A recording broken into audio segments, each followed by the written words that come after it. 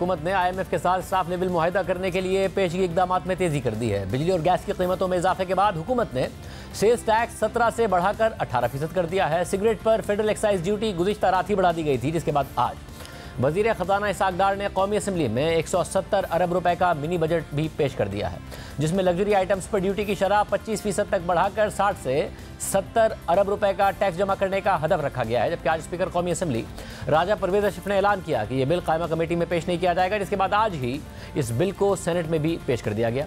आज के बजट में हुकूमत ने एक साथ सिगरेट, मशरूबात, electronics, mobile phones, laptops, luxury items, शादी की तकरीबात, एयर टिकट्स, सीमेंट और कई मुख्तलिफ कैटेगरीज में एक साथ टैक्स और फेडरल एक्साइज ड्यूटी में इजाफा कर दिया है। हुकूमत ने अमीर तबके पर इजाफी टैक्स लगाने की हिकमत अमली के तहत अब लग्जरी आइटम पर GST की शरह को 17% से बढ़ाकर उस पर 25% की बुलंद सतह पर ले जाने का फैसला किया है। जो एयर ट्रेवल है वो फर्स्ट क्लास और बिजनेस क्लास में जो कि फेडरल एक्साइज ड्यूटी है 20% ऑफ दी एयर टिकट या 50,000 रुपये जो भी ज़्यादा हो, विच एवर इज़ हायर। शादी की तकरीबात के बिलों पर 10% की शरह से withholding adjustable advance income tax नाफिज किया जाएगा। सिगरेट, एरेटेड और शुगरी जो ड्रिंक्स हैं, जो फेडरल एक्साइज ड्यूटी की शरह में इजाफा तजवीज़ किया जा रहा है। सीमेंट पर जो फेडरल एक्साइज ड्यूटी 1.5 रुपये फ़ी किलोग्राम थी उसको बढ़ाकर 2 रुपये फ़ी किलोग्राम करने की तजवीज़ है। GST की शरह को 17% से बढ़ाकर 18% किया जा रहा है।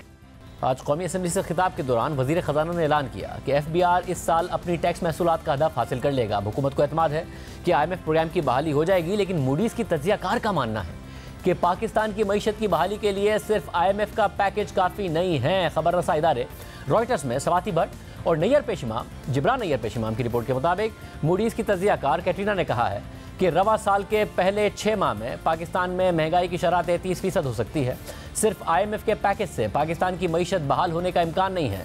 मईशत की बहाली के लिए सिर्फ IMF का बेल आउट पैकेज काफ़ी नहीं है। पाकिस्तानी मईशत को मुसलसल और हकीकी तौर पर मजबूत और मुस्तकिल मुआशी मैनेजमेंट की ज़रूरत है। लेकिन एक ऐसे वक्त में जहाँ मुल्क के ज़र मुबादला के ज़खायर 3 अरब डॉलर से भी नीचे गिर चुके हैं और सिर्फ 2.5 हफ्तों की दरामदाद के लिए काफ़ी हैं, वहाँ IMF प्रोग्राम के साथ साथ दोस्त ममालिक की भी इमदाद ज़रूरी है। उनके तरफ से इजाफी डिपॉजिट्स की ज़रूरत है, जिनकी अभी तक यकीन दहानी नहीं कराई गई है। दूसरी जानिब जैसे जैसे IMF प्रोग्राम के करीब जा रही है हुकूमत, वैसे वैसे इंटरबैंक और ओपन मार्केट में रुपए की कदर में बेहतरी आ रही है। इंटरबैंक में डॉलर 1 रुपये 96 पैसे सस्ता होकर आज 265 रुपये 38 पैसे का हो गया है, जबकि ओपन मार्केट में डॉलर 2.5 रुपये सस्ता होकर 268 रुपये 5 पैसे का हो गया है।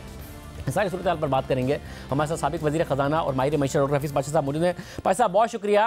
पाशा साहब, ज़ाहिर है 170 अरब रुपए के इजाफी इकदामात, मिनी बजट आया, टैक्स लगाए गए हैं, मगर आप नहीं समझते कि बात तो टैक्स रिफॉर्म्स की होती है, वो कहीं पे भी नज़र नहीं आते। IMF की शराइत पूरी करने के लिए, टैक्स अहदाफ पूरे करने के लिए जो पहले से एरियाज़ हैं वहाँ पर टैक्स लगा दिया हुकूमत ने। जहाँ रिफॉर्म्स हो सकते हैं, टैक्स रेट बढ़ सकता है, वो वैसा का वैसे छोड़ दिया। ज़्यादा प्रपोजल्स लाए गए हैं अपने फाइनेंस सप्लीमेंट्री बिल में, उनका ताल्लुक इनडायरेक्ट टैक्सेस से है। अब आप ये देखिए कि सेल्स टैक्स के निज़ाम में रेट जो है वो 17 से 18% कर दिया गया है और बहुत से दूसरे आइटम्स पे भी लगा दिया गया है।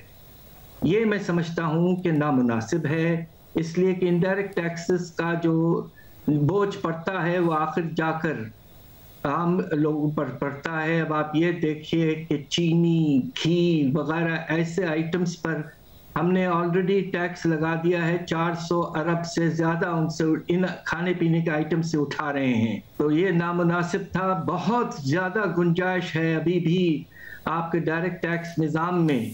आप उसमें जो आपने बेशुमार रिलीफ, रिबेट्स, कंसेशंस और लोअर टैक्स रेट्स रखे हुए हैं, उनको आपको तब्दील करना चाहिए था। इसलिए कि इस वक्त जो आम शहरी है वो बेचारे बहुत बुरी तरह से मुतासिर हो रहे हैं अफरात ज़र से। इसमें ख़तरा यह है कि ये 3-4 चीज़ें एक वक्त पे जो की गई हैं, इससे अफरात ज़र की रफ्तार नुमाया तौर पर और बढ़ जाएगी। किस हद तक एक्सपेक्टेड है? ज़ाहिर आपने 35% का नंबर दिया था, मूडीज़ भी 33% के आसपास इन्फ्लेशन देख रहा है। पेट्रोल डीजल एक्सपेक्टेड है कि 15 तारीख को मज़ीद 30 रुपये से ऊपर महंगा हो सकता है। बिजली गैस की कीमतें बढ़ चुकी, सेल्स टैक्स में इजाफा होने जा रहा है। कहाँ जाके महंगाई रुकेगी? मेरा अंदाज़ा इससे कुछ ज़्यादा है। मैंने पहले भी इन एंटिसिपेशन इस पर हमने रिसर्च किया और हमारा अंदाज़ा यह है कि कम अज़ कम 35% हो जाएगा और बहुत तेजी से हो जाएगा, इसलिए कि जो नामुनासिब चीज की गई है वो ये है कि एक वक्त पर सारे इक़दाम लिए गए हैं, जबकि ये जो प्रोग्राम सितंबर के बाद आपके पास 3 महीने थे, आप कम से कम उस वक्त तो एक आहिस्ता आहिस्ता सब करते ताकि एक वक्त पर सारा बोझ ना पड़ जाए। अब ऐसा ही हो रहा है, मुझे इस बात का अफसोस है। सब क्या गुज़िश्ता 4 माह में फिर डबल नुकसान किया है हुकूमत ने कि स्टैगर करते तो शायद इन्फ्लेशन का इम्पैक्ट और बोझ भी आहिस्ता आहिस्ता आता, IMF प्रोग्राम की बहाली भी रहती तो एक गैर यकीनी की सूरत हाल भी ना पैदा होती जो कि मईशत में पैदा हुई, ज़र मुबादला के ज़खायर भी इस तरह ना गिरते, शायद कमर्शियल बैंक्स रोल ओवर कर देते, दोस्त ममालिक इजाफी डिपॉजिट्स दे देते। तो डबल नुकसान किया हुकूमत ने जो फैसलों में ताख़ीर की। बिल्कुल आप ठीक कह रहे हैं, ये मैं समझता हूँ विद ऑल ड्यू रिस्पेक्ट हुकूमत की नामुनासिब पॉलिसी थी कि उन्होंने तकरीबन अक्टूबर के बाद से कुछ भी नहीं किया। और अब आप देखिए कि कितने अरसे से हमारे गैस के निर्खों में इजाफे की ज़रूरत थी, वो पेंडिंग रखा गया। ऐसे बहुत से पॉलिसीज थे, एक्सचेंज रेट पॉलिसी को आर्टिफिशियली लो रखा गया और उसके नतीजे में इंपोर्ट की डिमांड बढ़ गई, तो उसकी वजह से एलसीज को खोलने का सिलसिला आपने बंद कर दिया, उससे सनती पैदावार को नुकसान हुआ है।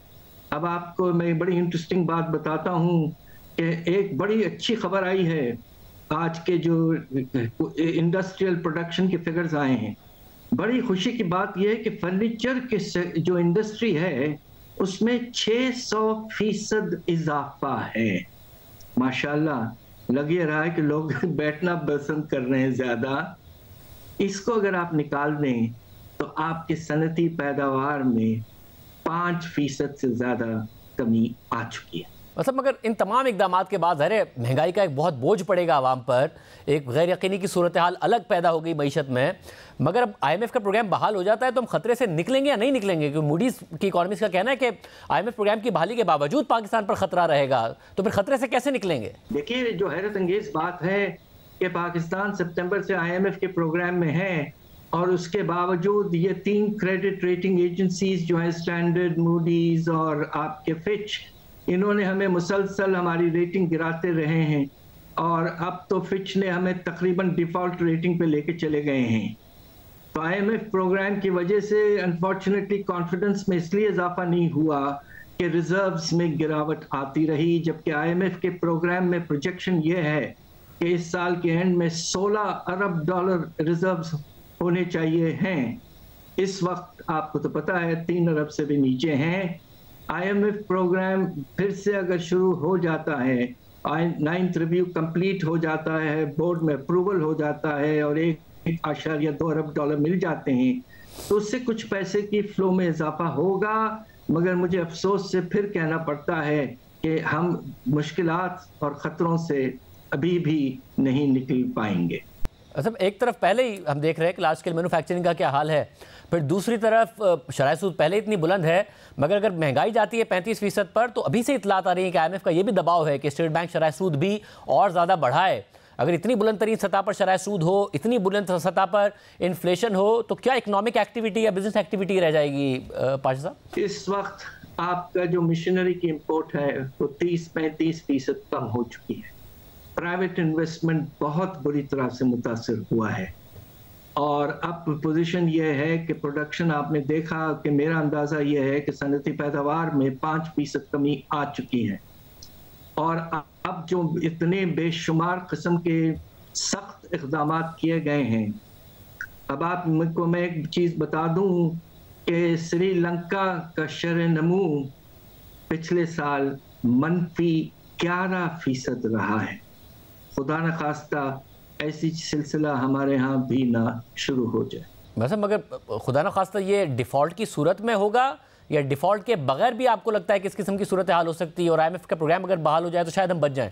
मेरा नहीं ख्याल है कि डिफ़ॉल्ट के बगैर खुदा न खास्ता हम 11% गिरेंगे। मगर देखिए, बात यह है कि अब तो हमारी रेटिंग्स तकरीबन डिफ़ॉल्ट के लेवल पे करीब लाग लिया है, ख़ासतौर पर फिच ने। तो मनफी तो मेरा अंदाज़ा ये, हालांकि वर्ल्ड बैंक कह रहा है कि 2% पॉजिटिव होगा, मगर हमारा अंदाज़ा ये है कि मैंने जो लिखा है बिजनेस रिकॉर्डर में कि मनफी -1 कम से कम होगा। अब शायद खतरा ये कि थोड़ा और भी गिर जाए।